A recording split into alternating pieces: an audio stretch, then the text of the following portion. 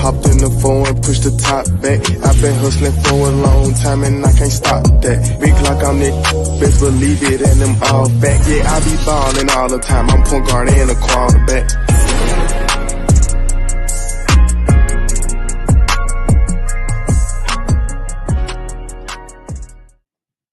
What up, everybody? Thank you for tuning in, however, wherever you may be tuning in. This is going to be a brand new show for the Upstate, brand new show for Sports and Culture Sports Media. This is and is presented by A1 Hoops Report. This is the Carolina Culture. We're going to be talking to all kind of coaches, players, trainers. I got a big one. I mean, a big one coming up next month for the AAU world. We got some big time trainers coming on throughout South Carolina, and I believe I might have one in Texas. And a very, very, very special surprise guest. So tune in there. But since this is presented by A1 Hoops Report, what is a better way to kick off our opening show with the owner of A1 Hoops Report, Ayana Thompson-Boyd? Ayana, thank you so much for joining me. No problem. No problem. Thank you for having me. All right, anytime, man. Hey, this is at first, I would like to thank you for bringing me along your journey with you. This is our first time really getting into high school basketball, getting into it, and this has been fun. Oh yeah. Oh yeah. Yeah, I wouldn't be able to do it without you. Of course, we kicked everything off with Media Day. And just like the post I put up this morning, if any of the players are watching, I would like to, on behalf of Sports and Culture Sports Media, personally apologize that those one-on-one videos, the interviews from Media Day didn't get out. I am a stickler of quality, and I thought the sound was really, really bad. We went on StreamYard. Some of it was choppy, and I don't like putting out crappy quality. So I didn't put out a whole lot of stuff. I knew you were looking for your interviews, and I'm still going to try to get some out, but they did not come up good. Media Day, we are more than prepared. So it's going to be 10 times better than the product that I put out before. Has nothing to do with A1 Hoops. That's all sports and culture. I take that on the chin. Oh But no, we definitely it was Media Day was a good day. It was the first of its kind for our area. I felt that with us coming together, shout out to Rick Sports as well, yeah, that was there with us. But I felt that it was a good day. It was the first, like I said, the first of its kind. We were able to meet a lot of coaches that we haven't got opportunity to meet players, some of the players for the first time. So it was definitely a good event. yeah, it was definitely a learning experience. It was fun. First off, meeting all those athletes and coaches and being inside a jail, man.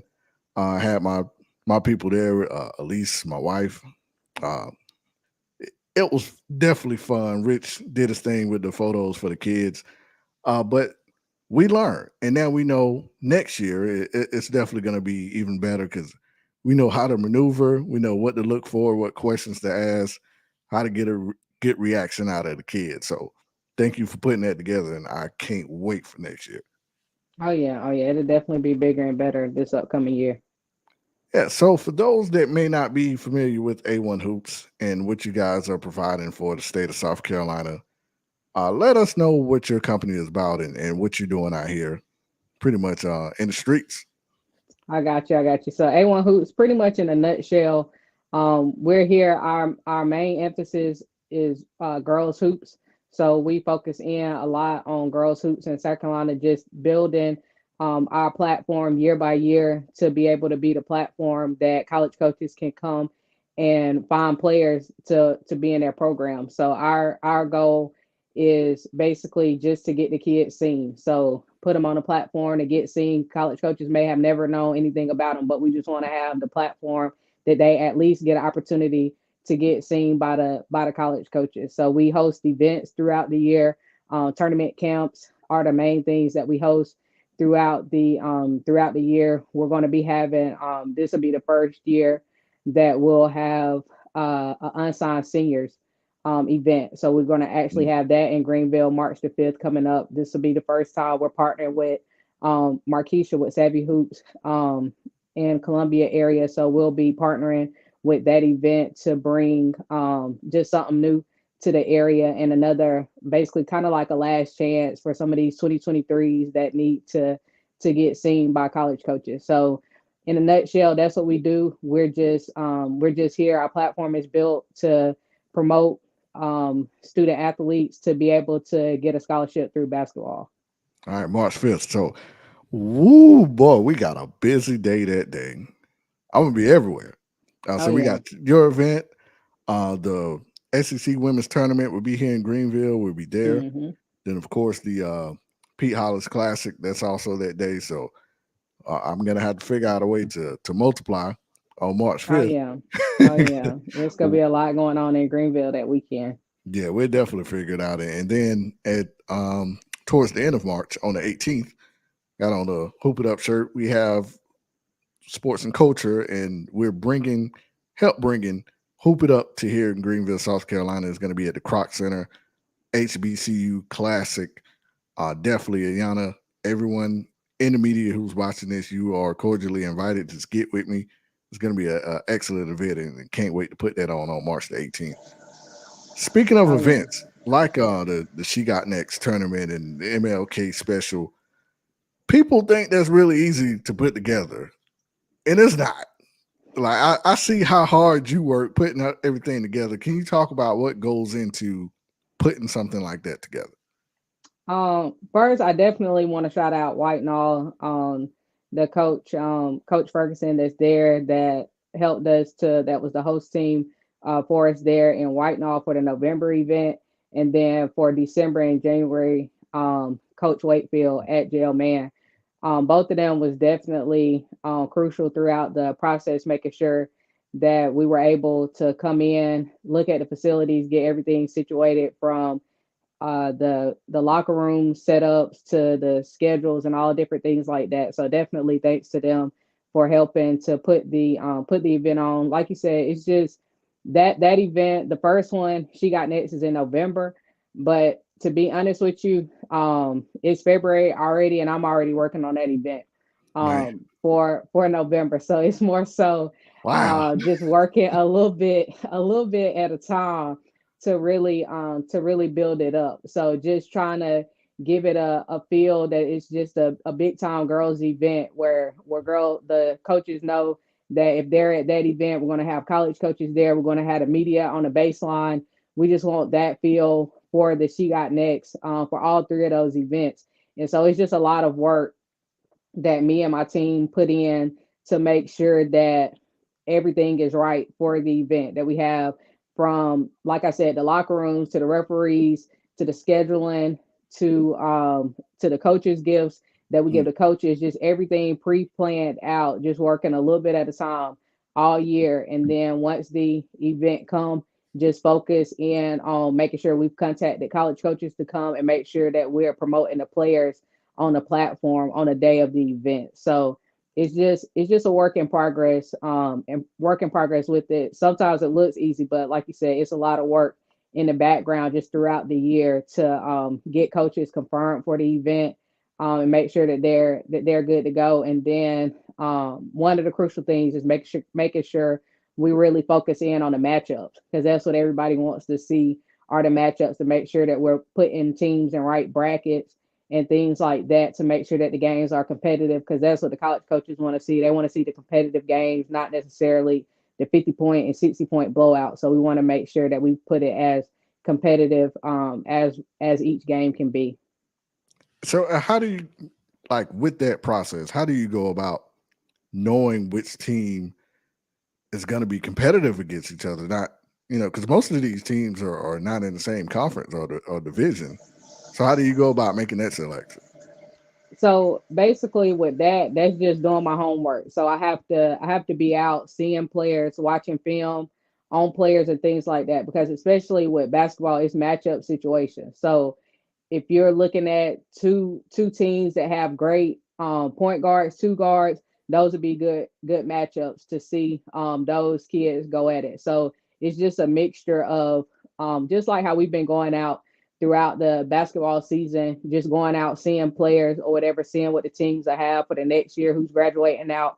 So it's just a combination of going out seeing players, watching film, and also looking at stats of players as well. So just a combination of all of those things to kind of piece it together to make it all work out. Yeah, and for those who don't know, I mean, you're more than just a business person. You did this. You were a hooper. You got your jersey retired in the rafters. Talk about your playing career just a little bit for those that may not be familiar with Ayana the Hooper. I got you. Oh yeah, this is gonna be a brief topic because I'm 100% retired. 100%. The kids try to get me out of retirement every year. I'm 100% retired from playing. But back when I played at Malden High School, and I played. That's when my jersey is retired at, and I played at High Point University in North Carolina. So my whole thing for my playing career is that I felt that I had to work triple as hard as players from other states. Um, and one reason I already had to work double as hard because of my height. I'm 5'2", so I had to make up for my height and my skill work and making sure that my shot was accurate, making sure my handles was up to part, making sure all of that was up to part. And then the next thing was my location was South Carolina. So I felt that in Georgia and North Carolina, athletes had more attention on them in those states. It was more platforms to get their stuff out there than it was in our state in South Carolina. And that's when I knew that with A1 Hoops, that whenever I got an opportunity to build that platform, that's what I wanted. I wanted to do in order to make sure that I give players what I didn't have at the times when I was coming through the ranks of South Carolina hoops. And staying on kind of the subject of She Got Next, there were some teams that I haven't seen before because I'm mostly in the Greenville, South Carolina area, like AC Flora and also Camden. Camden is tough. Talk Oh about yeah. that team and the players they have and some of the matchup problems that they create. So with Camden, I've been seeing the players from Camden for about the past, I'll say about the past 4 years. So they played in AAU tournaments that I've had in different areas. They've came to Greenville and played in AAU tournaments on North Augusta, any areas that I've been in. So I've been knowing the players and coaches at Camden for a long time before they are who they are now, one of the top teams in the state. So just seeing their process of the way that they've been grinding, the way that they've been dedicated to their craft in the gym, training, playing AAU, all of those things, it's just fun to watch them now because I've seen where they came from. So like they have, of course, everyone knows Joyce. Joyce Yeah. is a big time player. She's not as flashy as a lot of the top players in the country, but Joyce gets it done. Like Joyce made I seen her play about a week or two ago, and she's one of the most patient basketball players that I've seen. So she lets the game come to her. She doesn't rush. She doesn't force stuff. She doesn't do any of that. She literally lets the game come to her, which is a lot of times rare in girls basketball. So you may the first half, Joyce may have 5 points, and then when you look at the stat books at the end of the game, she has 31. And Mm, that's because she's doing whatever is needed. If she's needing to get a rebound, if she's needing to take it coast to coast, because she has great body control. So yep. she can finish at the rim. If you bump or hit her, she has great upper body strength and body control that she can finish. And then they have other players. Basically, their starting five are all legit um, at Camden. You have Braylon Mungo, that's the eighth grade guard. I've been seeing Braylon for a long time, and she's just slowly and surely staying focused and patient, letting the game come to her as well, working on her shot, her handle, and things like that. So she's definitely going to be a top prospect when her time comes. You also have Morgan Champion, that's a year ahead of her, ninth grader at Camden. They've all played AAU together. Morgan is developing her game still as well. They're all young for the most part, so they're all still developing their game, but they work well together as a unit. But the whole, like I said, the whole starting five at Camden is legit and just fun to watch. Now let's talk about the school, of course, where your jersey's hanging up in the rafters. I thought at She Got Next tournament, that's when I kind of seen Malden grow up a lot. And now Oh they're yeah. currently looking good in the division.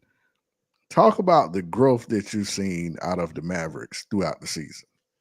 So with Malden, I seen them. I literally seen their first game of the season up until now. It's just a lot of growth that's showing there. They have very strong guard play there that's able to set the tempo for their games. And I think right now they're number one in their region right now. So they're playing very well in region play as long as they just stick to what they've been doing all season, playing together, being aggressive.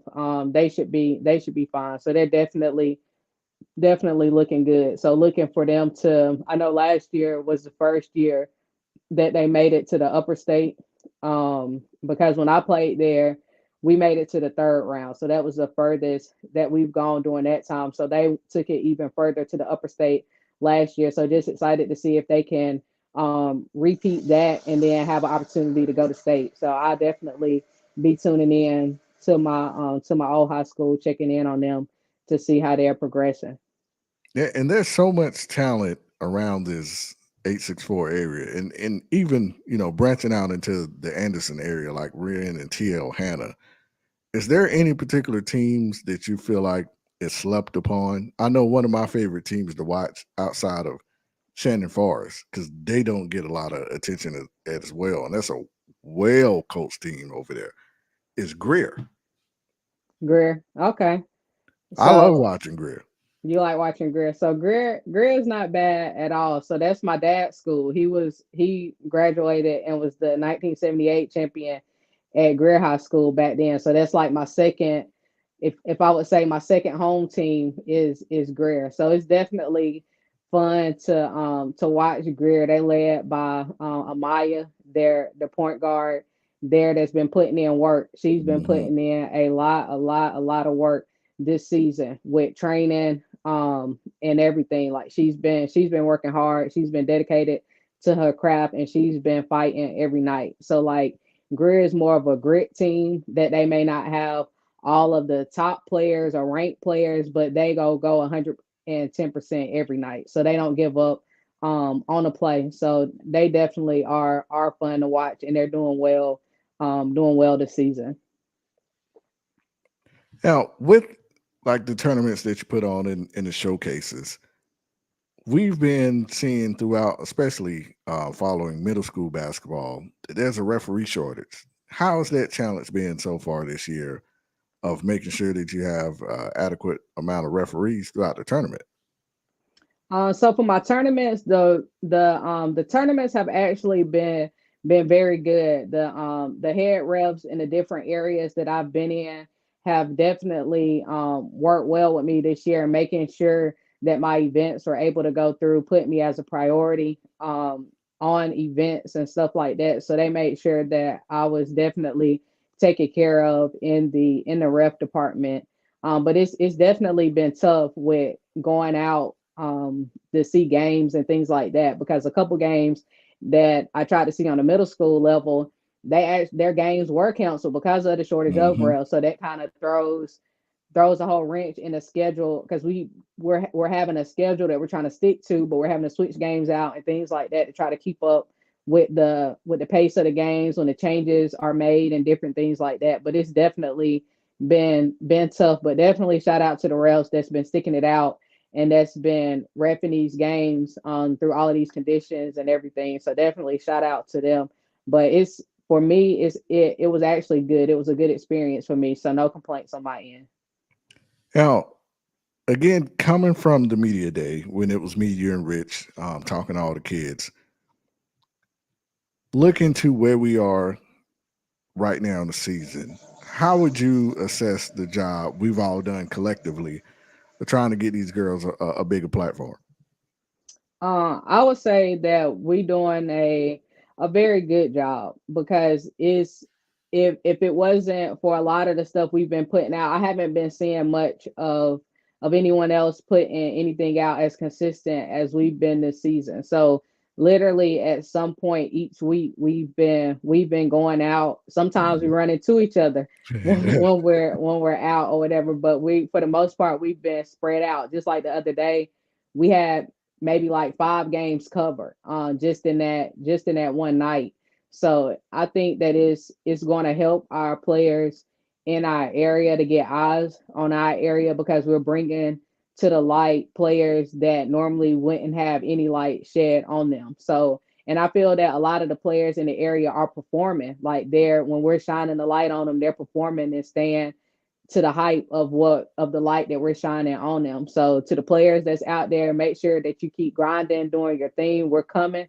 At some point, we're coming. So we're coming to make sure that we can get some pictures or get scores, evaluate players, all of the above. But at some point, we're coming. Like I told you today, we only have about one more school that we need to cover that came to media day, and at some point between from the beginning of the season of the jamboree up until the region games, now we've seen all the teams that have Yeah. came to media day.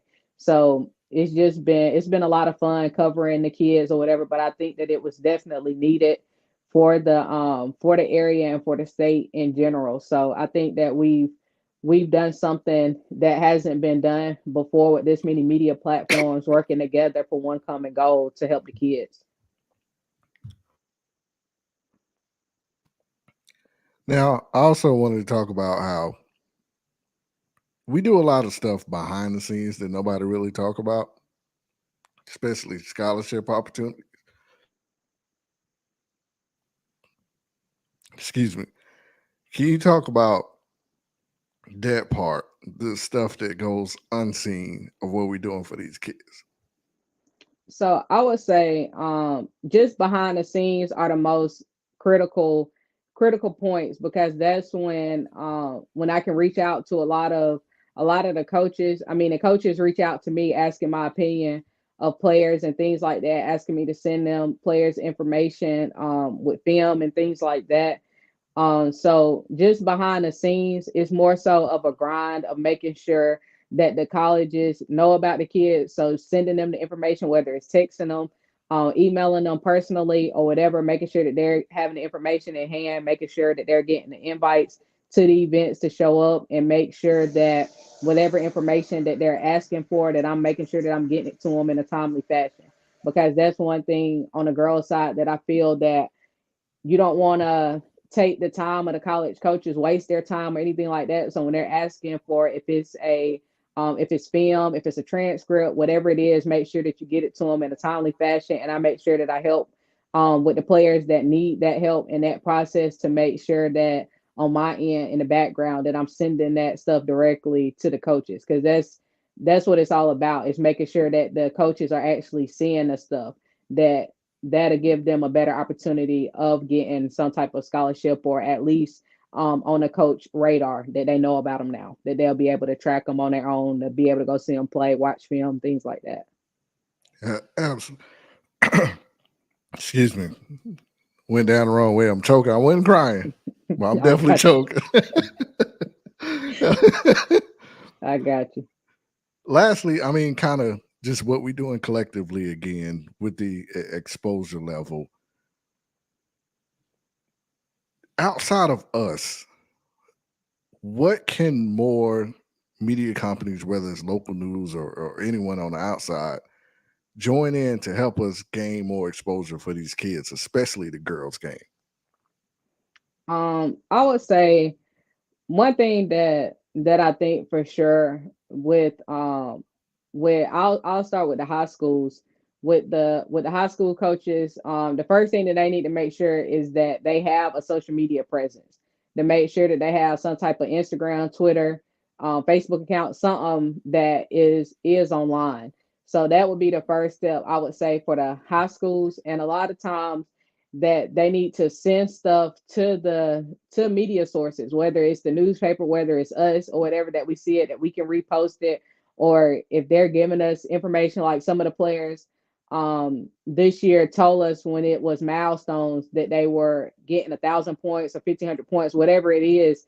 If you submit that stuff in to us or whatever, we can push it out. Because Yeah. like you said, right now it's only three businesses right now, mainly in the upstate, that we're trying to push out as much content as we can. But that type stuff is helpful if you can get stuff submitted in to us, that we can post it out or retweet or whatever, because we have and that's the one thing that I made sure to stress with my platform, is that I have a lot of college coaches that's following the platform. So say for instance, a parent may post something, and the people that see it may be their relatives or their family and friends or whatever. But if it posts from a media outlet, or if we, like for instance, if we post it from our A1 Hoops platform, the college coaches are going to see it. So Mhm. it's different platforms that you want to make sure that you're connecting with, that's getting the information out there. Because in this day and time, I mean, everybody can make a highlight if that's what they want to do, or post something out, tweet something out. But it's the eyes that's watching it is what's the most important thing, that you want to make sure that you're connecting with the right people and submitting stuff in. So you want to make sure that you're just submitting as much information in on your players as you can, in order to get more eyes on that player. And to end everything off, if you can talk about what you guys have coming up with A1 Hoops Report.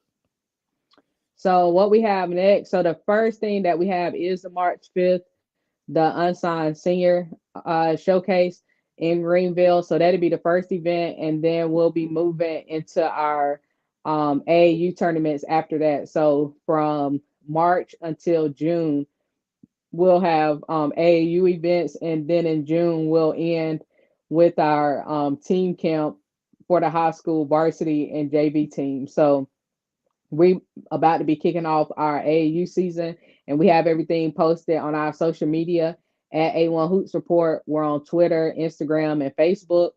And then make sure you also check out our YouTube page and subscribe to it. We have a lot of video footage from all of the She Got Next events. We recorded the majority of the games, so you can go back, watch replays there. So just make sure you go watch and subscribe there. And we post all of our events on our website as well at a1hoopsbasketball.com. So we'll have all of the specific dates there, but we're going to be running from March until June, just doing AAU tournaments. And then, like I said, we'll end it with the team camp for high schools. There we go. We have it. I'm telling you, we've done a pretty good job this year. Like I'm extremely proud. I can stand on that. Between me, you, and Rich, and the teams we have behind us, family who helps, we've done a tremendous job with these kids. I can't wait to go into the summer with the AAU, continue to follow the movement, and go into next season to see how we can make this thing bigger and better. This Oh is yeah, uh this is it, man. This has been one episode of the Carolina Culture, brought to you by A1 Hoops Report. Ayana, thank you so much for joining me tonight. no problem. Thank you for having me, Tyler. All right, appreciate it. See you later. Bye bye.